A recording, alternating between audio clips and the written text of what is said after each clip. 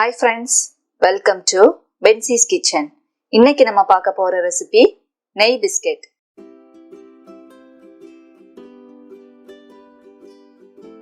இந்த நெய் பிஸ்கெட் பண்றதுக்கு தேவையான பொருட்கள் என்னன்னு பார்க்கலாம். 120 கிராம் மைதா மாவு, 120 மில்லி உருக்கிய நெய், 120 கிராம் சர்க்கரை, 2 ஏலக்காய், ஒரு சிட்டிகை உப்பு. இப்போ நம்ம நெய் பிஸ்கெட் பண்றது எப்படின்னு பார்க்கலாம். அதுக்கு ஃபர்ஸ்ட் ஒரு மிக்ஸி ஜார்ல நம்ம எடுத்து வச்சிருக்கிற சர்க்கரையை சேர்த்துடலாம். இது கூட 2 ஏலக்காவையும் சேர்த்து இதை நல்லா பொடி பண்ணிடலாம்.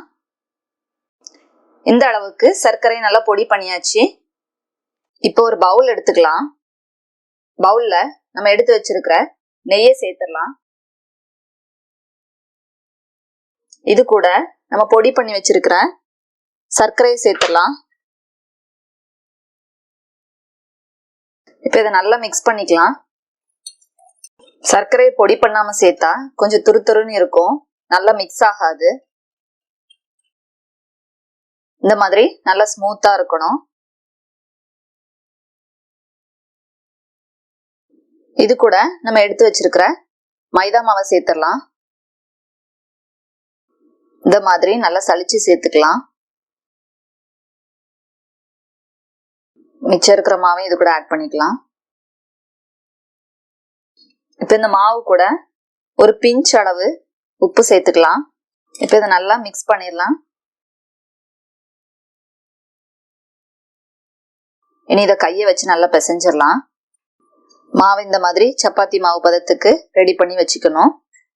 நம்ம எடுத்த சர்க்கரை நெய் அளவு எல்லாம் இந்த 1 கப் மாவுக்கு சரியா இருக்கு. பாருங்க, இந்த அளவுக்கு மாவை நல்லா ரெடி பண்ணி வச்சுக்கணும். இனி இதை நம்ம சின்ன சின்ன உருண்டைகளா பிடிச்சு வச்சிடலாம். இதே மாதிரி இருக்கிற எல்லா மாவையும் சின்ன சின்ன உருண்டைகளா பிடிச்சு வச்சிடலாம். இந்த மாதிரி கொஞ்சம் இடைவெளி விட்டு வைக்கலாம்.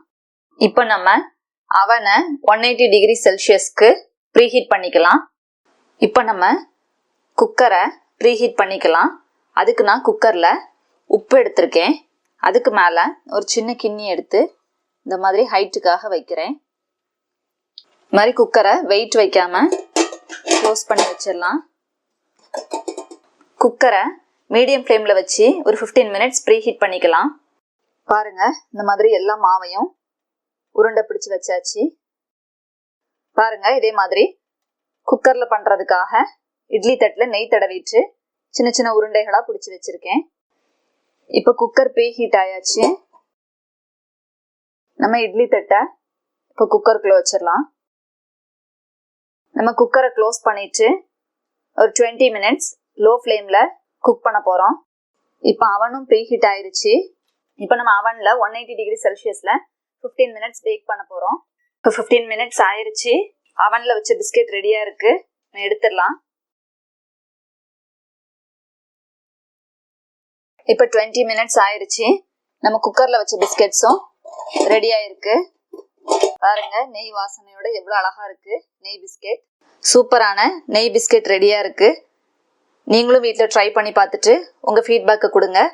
இந்த வீடியோ உங்களுக்கு பிடிச்சிருந்தா லைக் பண்ணுங்க, பென்சிஸ் கிச்சனுக்கு சப்ஸ்கிரைப் பண்ணுங்க, மறக்காம பெல் பட்டனை பிரஸ் பண்ணுங்க.